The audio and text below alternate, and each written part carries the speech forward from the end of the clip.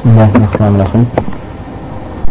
Müslümanlar bugünkü dersimiz bir mübarek sahabanı tanımak, şu vardı gurrun etmek, şu vardı soğuk soğarlar alışmak, şun şahsiyetinden özümüze değişti dersler almak barada olur. Biliyemiz Resulullah Aleyhisselatü Vesselam bir sahabeler bilen övünür ekeni ve sahabeler İslam dinini en güzel yaşayan insanlar eken. Kâvir alimlerin, selef alimlerin aytmışlığına göre evvelde bir teyadeden İslam'ın bekemegini, kalmağını isteyen muhakkak. Onda bir şey sahabeler yalık İslam'a yapışmamız gerek. Sahabeler yalık İslam dinini yaşamamız gerek. Hakikaten sahabeler tarihe seyredip göremizde üç köşük bir nesil olupdurlar. Şoların qarın Müslümanlardan üç köşük yerim Müslümanlar ihlas ile yapışmalı. Bütün nefslerini, bütün özlerini, ömürlerini Allah subhanahu wa ta'ala'nın yoluna bahsetmeleri olupdurlar. Esas bizi bilen olan alatına aktarpalı şu. Eğer de şunki Müslümanların kalbine şun yana hidayet yerleşse, eğer de şunki Müslümanların İslam dinine şeyle düyüklü yapıştılar, şeyle ihlas bilen şuna katmıştılar, Allah subhanahu wa ta'ala İslam'ın tehdidin dirilmeyini yine de bize nefy verir. Yani İslam'ın ayakta kalmağı, İslam'ın değgelmeyi, İslam'ın yayramağı insan faktörüne bağlı. Yani insanlara bağlı demişim. Şu mağdaçeliği bize sahih İslam bize gelip yeten olsa, o ne menfaatine bize yetiptir? Şu İslam dik tutuyan, dine kuvvetleşen, ahlak eden insanların, alimlerin, mücahitlerin, salihlerin, umuman şun yal insanların üstünden bize gelip geliptir de. Yani İslam dinin yayramağı ve devam etmeyi bir Müslüman insanın üstü bilen bolya. Kitabın üstü bilenen bolya yani esası insan üstü bilen bolya. Şunun için bilin sahabı nesli üstünde, sahabı cemaati üstünde dik durmamız gerek. Şunu gu öğrenmemiz gerek. Şunu gu analiz etmemiz gerek. Her bir sahabanın ayratin ile alıp hususanın Resulullah Aleyhisselatü Vesselam'ın hadiste buyuruşuyarak cennet bilen buyuşlanan sahabeleri hususanın şolun yaşayışını dik alıp öğrenip çotadan öğrenmek için gerekli dersler çıkartmamız gerekli. En ansadı şu. En ansadı şu. Yani cennet, şu adam cenneti diyen adamın yaşayışını öğrenip şonu mülgemek gerek. En ansadı şu. Yani öğren alımdan başka çıkmayan olsa, Kur'an ve hadisten öğren bir iştihat, netice çıkarıp bilmeyen olsa en ansadı bir senin önünde bir misal koyuluptur. Şu misala uyaymak da en ansadı bizim için şu olupdur. Şunun için sahabeler meselesinde dikkatleşmemiz gerek. Sahabeler öğrenmemiz gerek. Cennet bilen buyuşlanan sahabelerin birem Abdurrahman İbni Af diyen sahabe olupdur. Abdurrahman İbni Af İslam'a girenine İslam'ı fikrince adam muhtiyettir. Yani bu büyük bir derece. İslam'ın fikirde biri bolmanı başarmak, İslam'da ilkler arasında İslam'a girmek hakikaten ulu derece. Yani şimdi aydamızda her bir zatın başlangıcı en hayırlı oluyor. Yani ilk bilen bir İslami işin başladan adam sonkular bilen dengin olmaya. Allah subhanahu wa ta'ala bir neçe yerde hadislerde de Allah Teala da ayetlerde ayet. Yani başlayan bilen sonku ideyanın hiç açan iş dengin olmaya. Veya başlayanı kâyan ağrım düşüyor. Abdurrahman İbn Af dine girenine başına ne emelen gelecektiğini düşünüyor eken. Ama şu fikrince adam olup İslam'a giriptir. İlkilen arasında İslam dinini gollap, İslam dinine Peygamber Aleyhisselatü Vesselam'ın yanına yer alıp safta yer alıp hareket edip başlattı. Abdurrahman İbn Af 10 tane cennet bilen buyuşlanan entek dünyada yaşap börka cennet bilen buyuşlanan sahabelerden eken Abdurrahman İbn Af Ebu Bekir radıyallahu anh'tan sonra İslam cemaatinin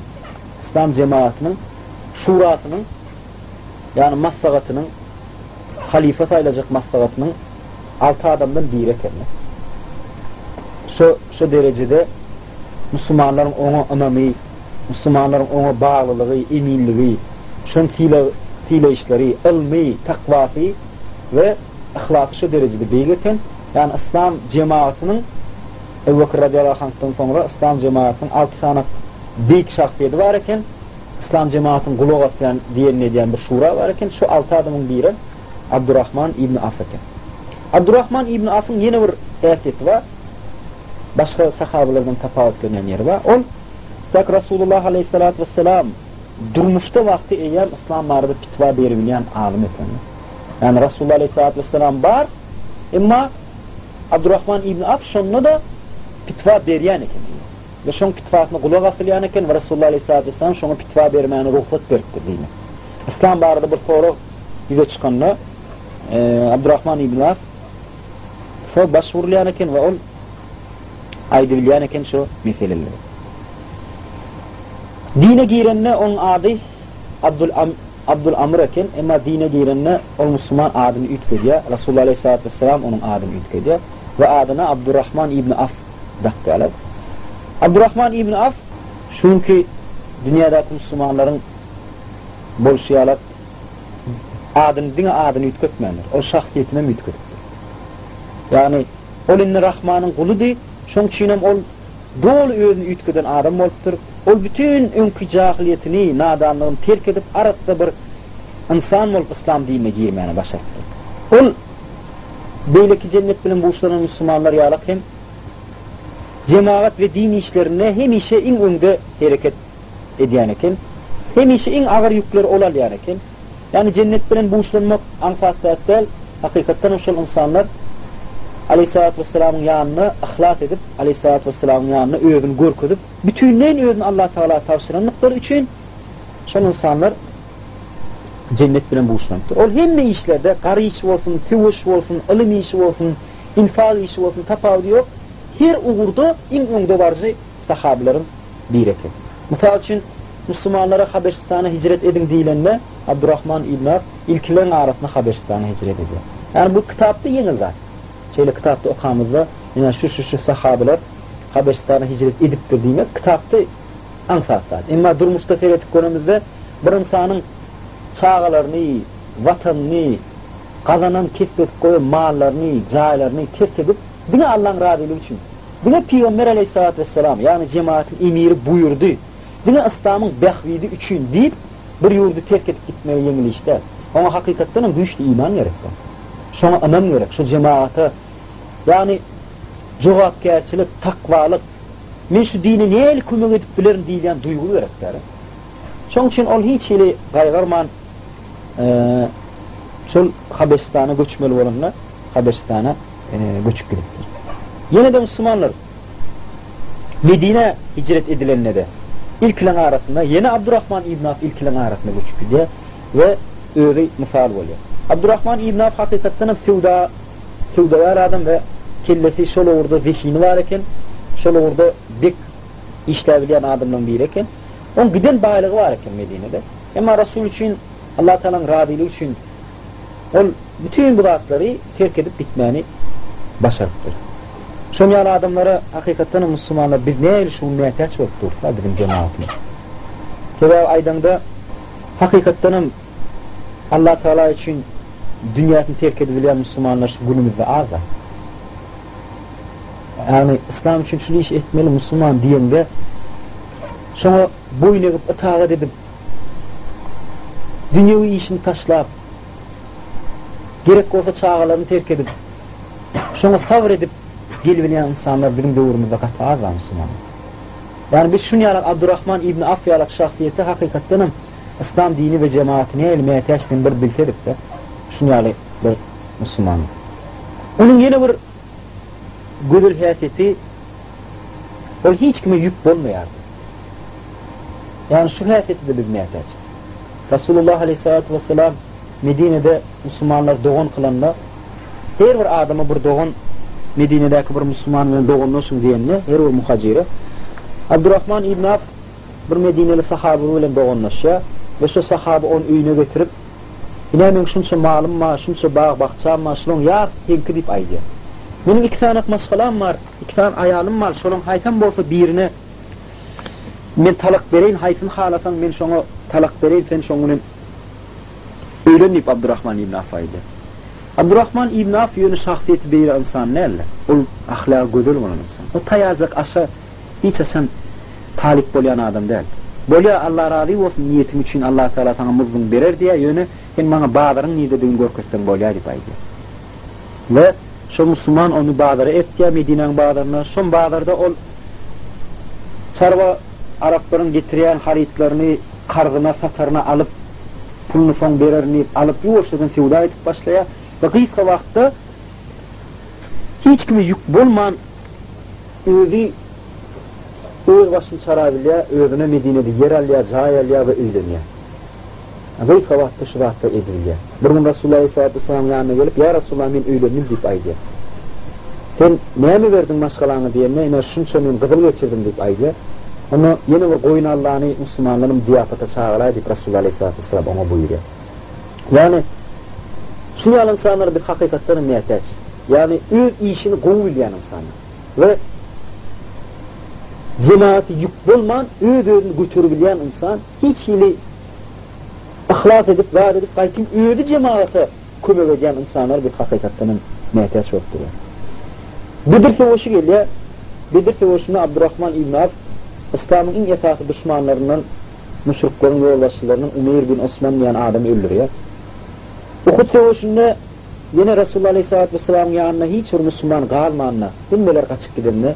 Abdurrahman ibn Af Resulullah aleyhissalatu vesselam ýanyna galan sahabalardan biri bolýar.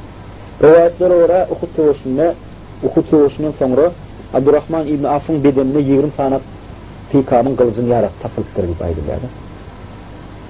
Yine Abdurrahman ibn Af'ın Teoş meydanına görkezän gahramanlyklaryň ýanyna hakikaten infak cihadi, yani mal cihadi katı ulu bolupdyr yani.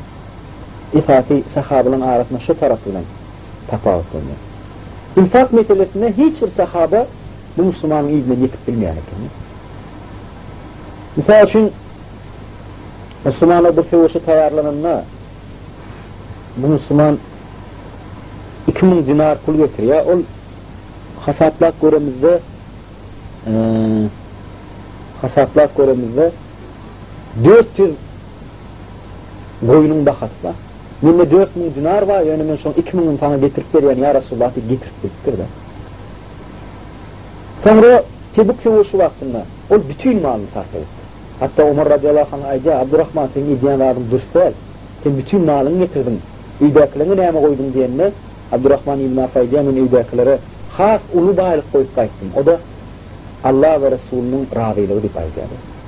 Umuman şu sahaba öz ýaşaýşy boýunça 3 ýöle baýap, yani milyarder derejesine yetip 3 ýöledem şo maly düýünden sarf eden ýagdaý boldy. 3 ýöle şu derejeye yetip noldan başlap ine sewdaýyk beýgelip baryp 3 ýöledem şo ýaly bütün maly sarf eden sahaby boldy. Şoňa ol Allah Taala dol tewekkullük etmeni bilýärdi. Ve öz aýdysyna göre şu Allah Taala tewekkullük şeýle çäkli ekenler şu insanyň. Ol hiç gaýgarman bütün zadyny berýär mesela. Ve öz aýtdysyna göre men bütün malymy Allah ýoluna sarf etdim bolýan ýa-da. Men sewda ugruk başlapdy ýa-da. Öz bolýardy. Maňa diýär hamal biri pul ýagdyryp durýan ýalak bolardy ýa-da. Hatta men şeýle pikir etip başladym diýär. Bir daşyk aldyrsam aşagyna pul çykarmy diýip pikir etip başladym. Şeýle men gazancym ýeňil boldy diýip aýdýar. Allah Taala ona rızık berdi. Şu tewekkullügi sebäpli ol Allah Taala'nın dine rızık berjidigine düşünýän eken, ananýan eken. Şoň üçin ol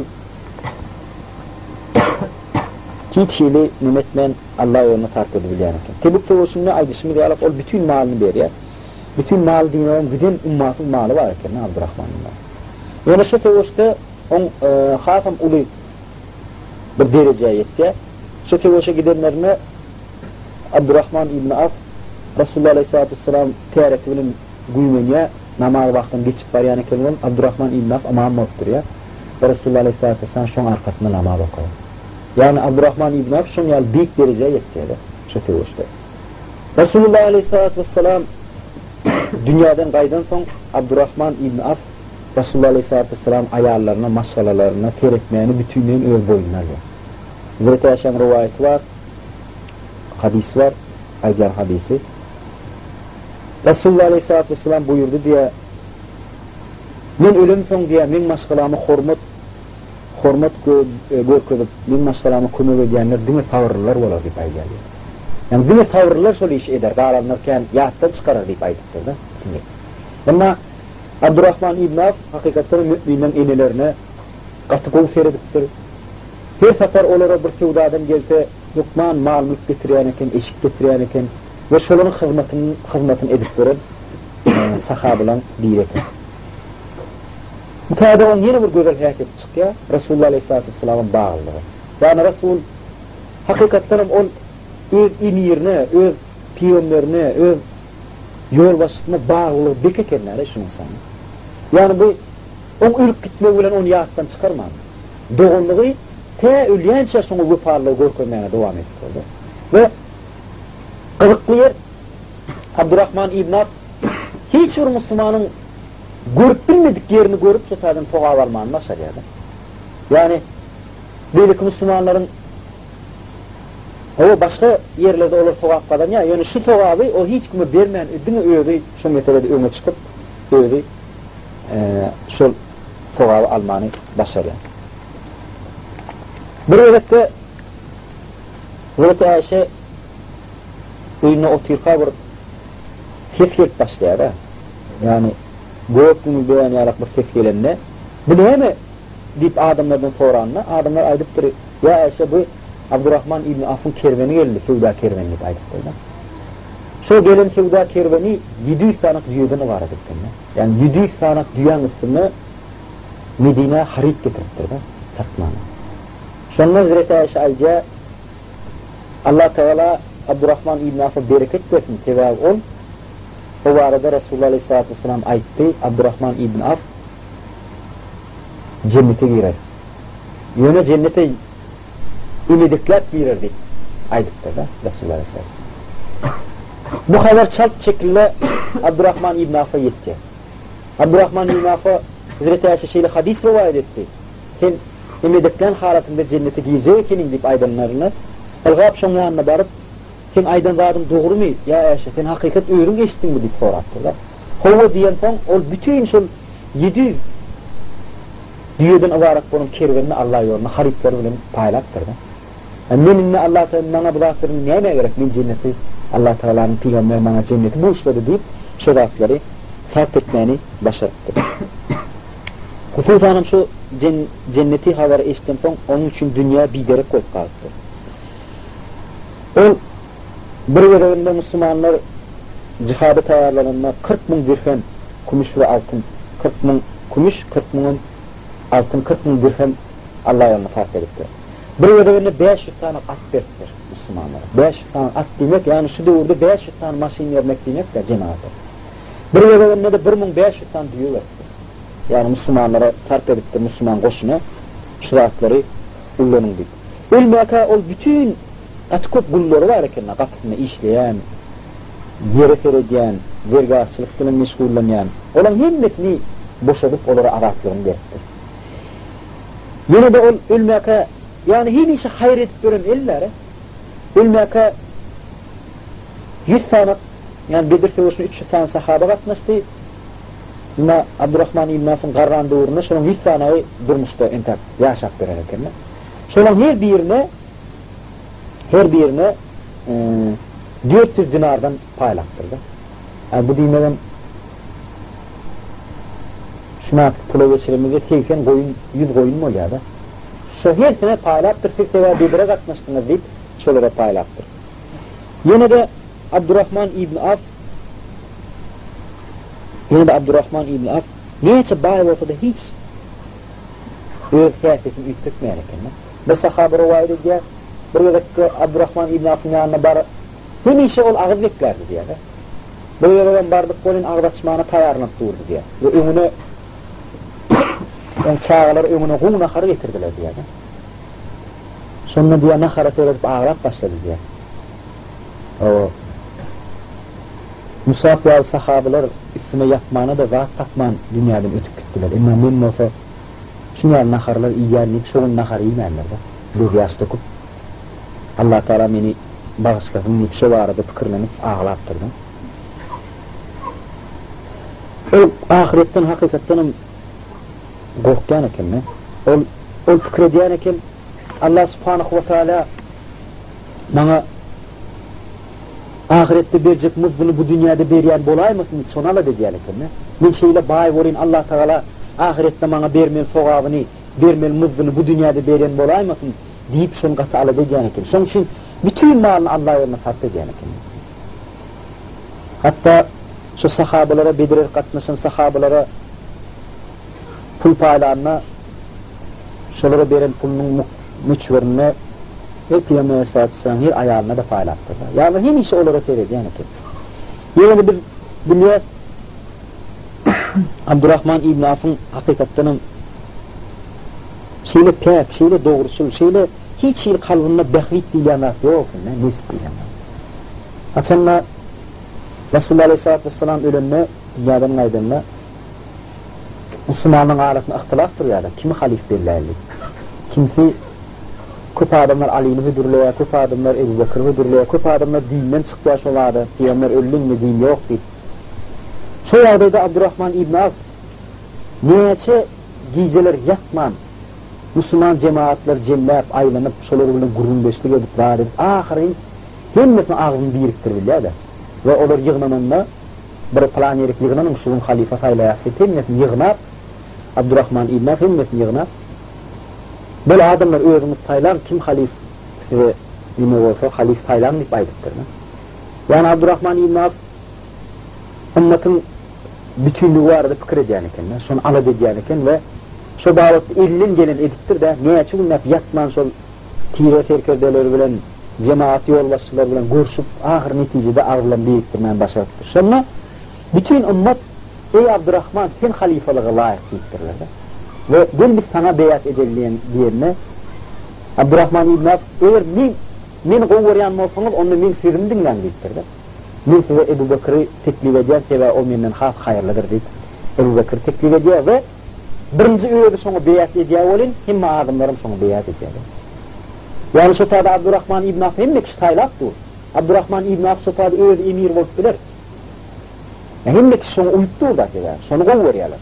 Emma Abdurrahman İbn Avf Ebu Bekir'in has öýünden takwalydygyny bilip Ebu Bekir radıyallahu anh adamlar gönüp durýar.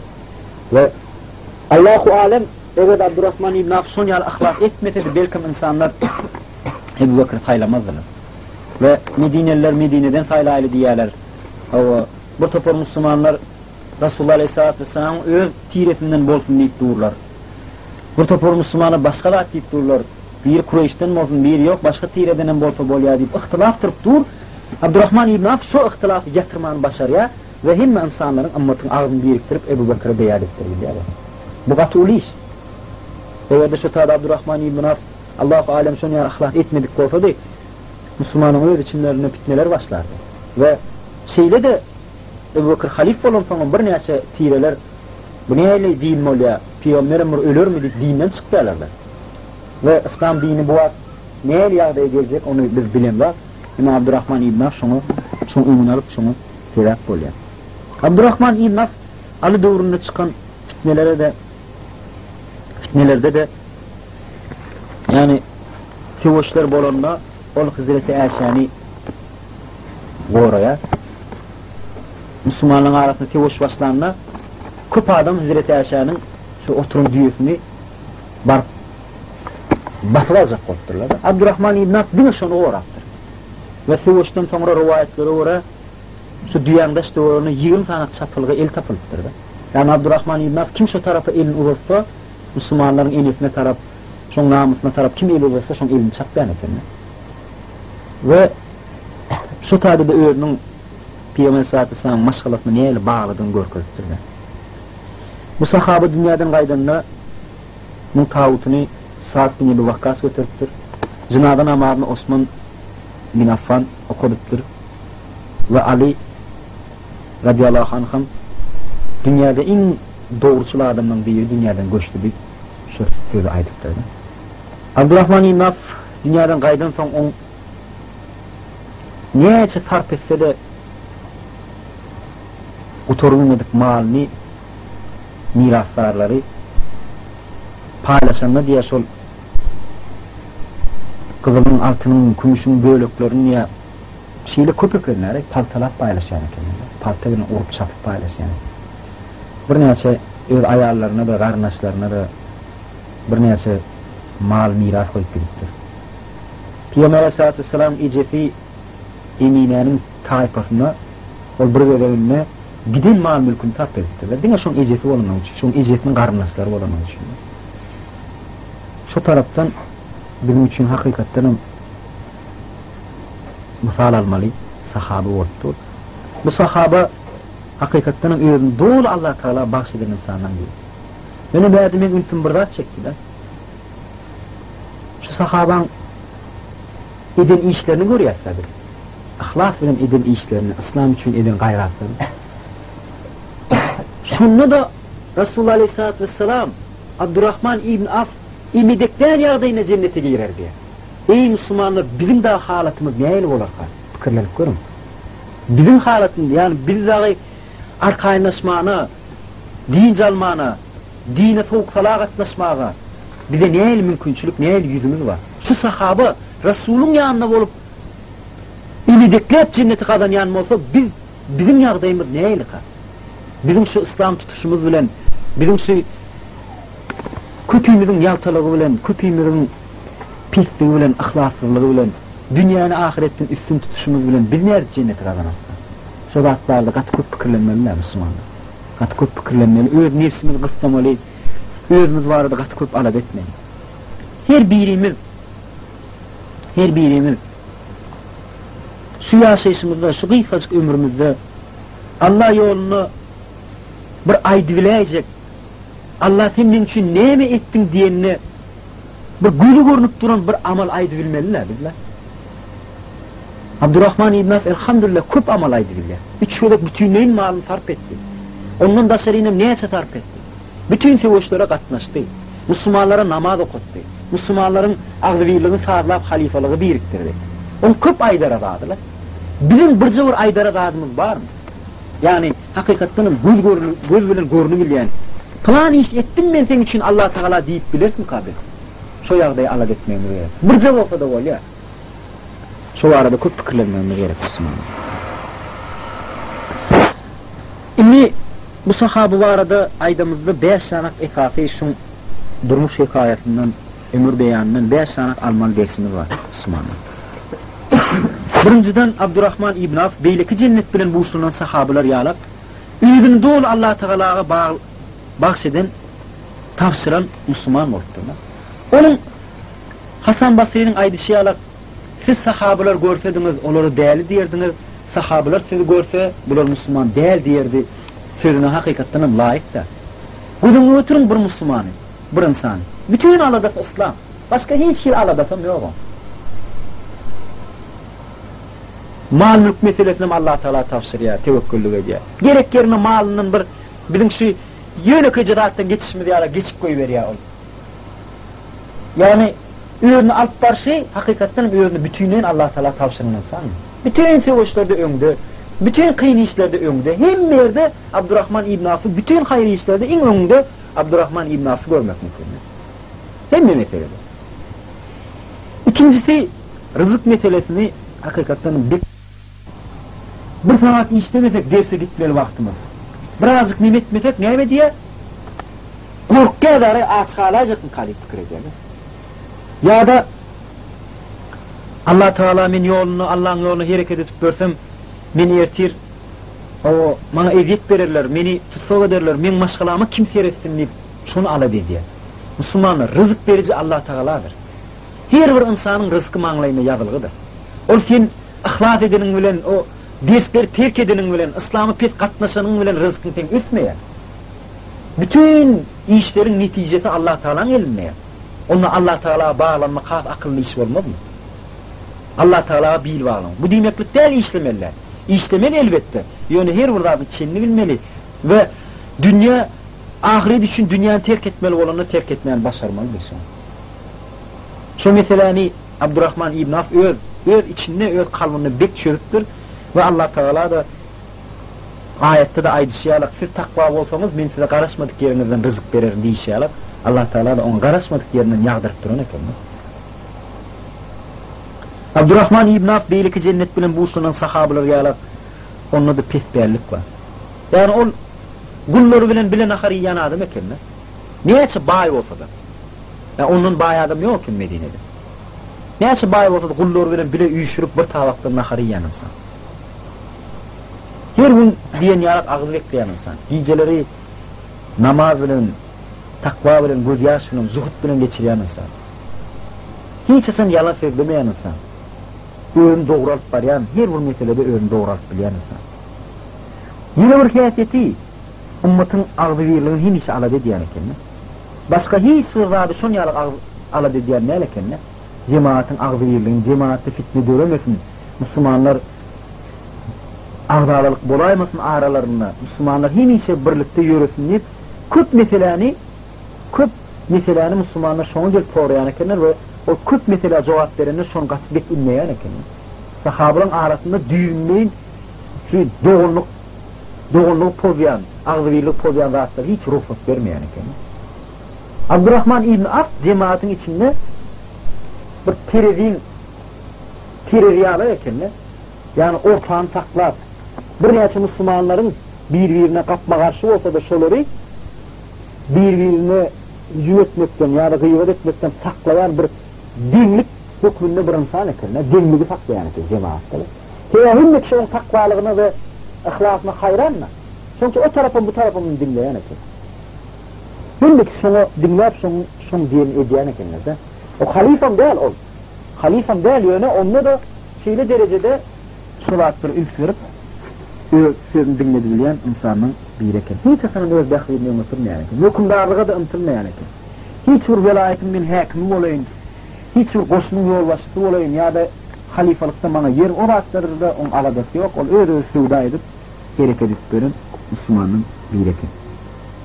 Ve yan kaydan hayat etmenin arasında da doğru yönünü oňaryan, hiç kimi yük bolmayan, oňarsa Müslümanlar kömek edebilýän insan eken. Hakykatdan hadis var, bu işli Müslüman, goşuk Müslümanın hayırlıdır diye. Yani bu öz günlü dolabilýän Müslüman elbette garip Müslümanın hayırlı. Baý Müslüman elbette garip Müslümanın hayırlı. Sebäbi ol bir näçe insana kömek edebilýär. Ilmy köp bolan Müslüman elbette ilmy az bolan Müslümanın hayırlı. Fiziki taýdan, ruhy taýdan güýçli bolan Müslüman elbette goşukdan hayırlı. Ve şolum hemmesem Abdurrahman ibn Avf'da bar eken. Ilmym var, takwa da var. Baýlygam Allah ýoluna sarf edilýän baýlyk, Allah ýoluna edilýän gaýdusuzlyk, batyrlyk, jihada bolan tüýgi, hemme adam Abdurrahman ibn Avf'da birleşýän. Akyl, hikmet. Şu cennet bilen buýşlanan 10 tane sahaba seredemizde de bularyň hemme taraplaryň universal bir musulmanlygyny görýärler. Hemmesem akylly, cemaaty düşünen, itaatı düşünen, hikmetli, edýän işden ýokman maslahatlaşyp aňyrtyna ýetip bir huylugyp, nemedip, darygyp terek edýänler. Dol Allah Taala tewekkelli, sabr edici. Hemme işlerde esasanam jihad işini öňde barjy. Hemme işlerde Resulü gollaýjy. Infak meselesinde hemme kişilerim aşyran. Bütünleýin özlerini Allah Taala tawsyranyny şunu ýarak bir näçe waspa eýedigini görýärler. Yani birce taraflayınlar, dine alım taraflayınlar, ya da dine davet taraflayınlar, ya da dine infak taraflayınlar, ya da dine cihat taraflayınlar, ya da dine zikretmek taraflayınlar. Bütünleyin hemme taraflayın olan ahlakı bütüne kendileri. Belki bunların cennet bilen buluşulmalarına sebep şol olanlar. Hemme taraflayın Müslüman olmakları.